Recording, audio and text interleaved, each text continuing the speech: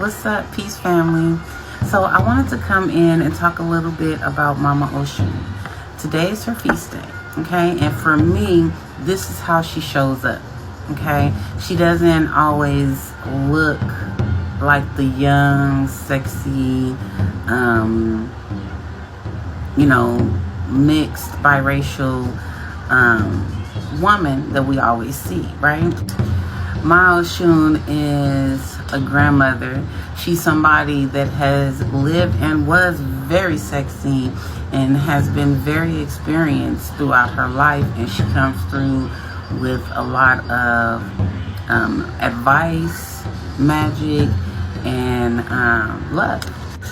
So today is her feast day, and she advised me to do this video during the hour of Venus, which is a divine feminine power that we can take advantage of during the day. And usually on Fridays, always on Fridays, that's a Venus day. And depending on the hour of the day, would be a Venus hour, and that is what we are in right now. So what she wants me to do is talk about the Cuban version of her story, right? And then also the Cuban Catholic saint, Saint La Caridad de Cobre, all right?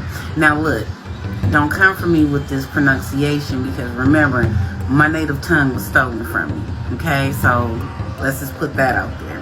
Now, she wants me to talk about this story because during the 1600s, this Catholic saint, who is also a version of the Virgin Mary, stood in her place, right, for the African Cubans and for the Taino Cubans.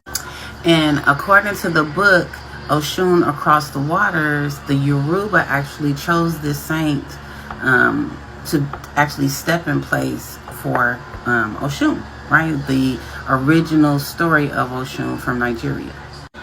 So back in the day, during the 1600s, before there were sugar plantations, the wealthy actually got richer from copper mining. And of course, you know who was doing the mining, right?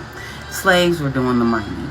But the original slaves, or the original people that were doing the mining, were Taino people, right?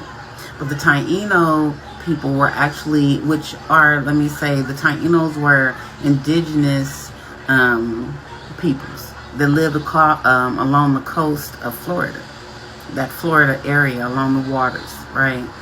And literally these people were killed off, from disease that the Spaniards were bringing over, right? So understand, people, that Taino were the first laborers during this copper mine, right?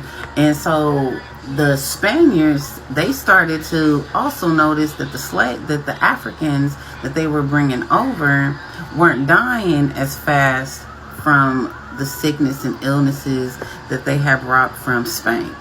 And so the Africans were more resilient, which made them go and get more Africans to mine their copper, right? And this is before the sugar plantation. And also, just to put it out there, right? So we know what we're talking about and who we're talking about, right? A lot of the Taino peoples today, they are now Puerto Ricans, right?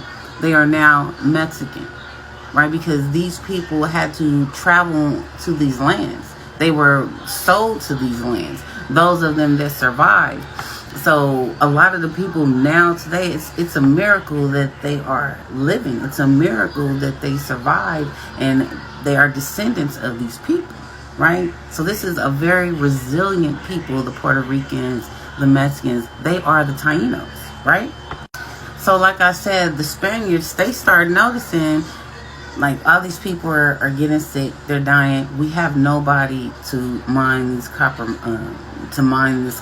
right?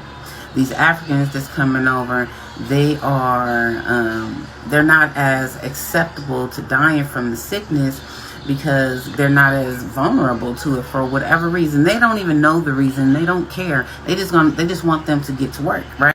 So I just want to give you like a little background of how the African becomes Cuban and how the Taino becomes Cuban, because best believe Mexicans, Spanish was not their native language. Okay, they had a language of their own.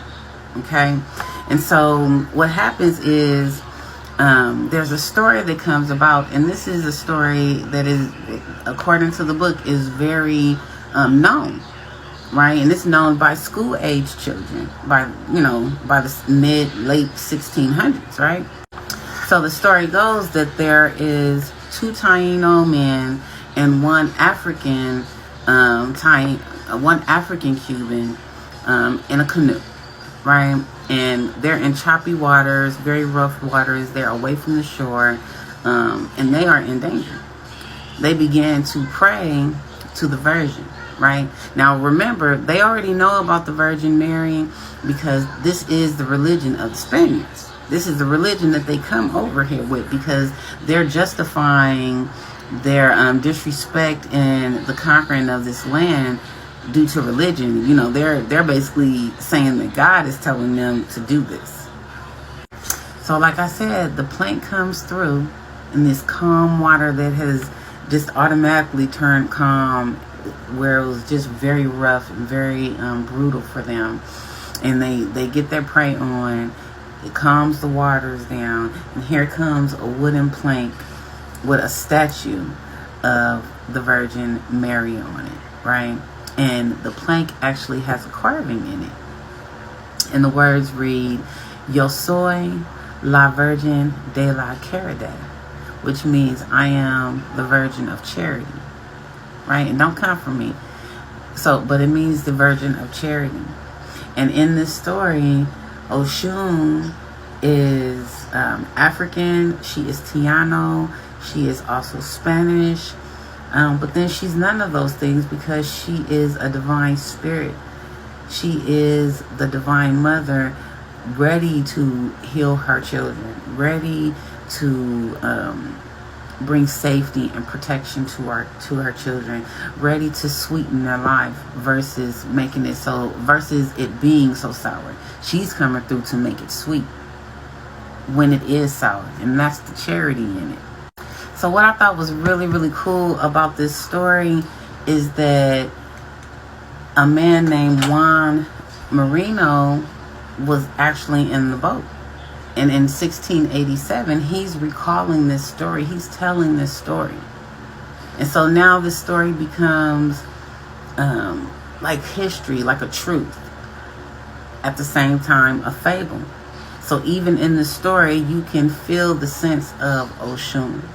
You can feel the sense of magic and our divine power. I don't even like to use the word magic, but it shows this divine power within this mother figure, right? Within this figure that comes through and blesses you, right? And so, yeah, that's the story, and I say.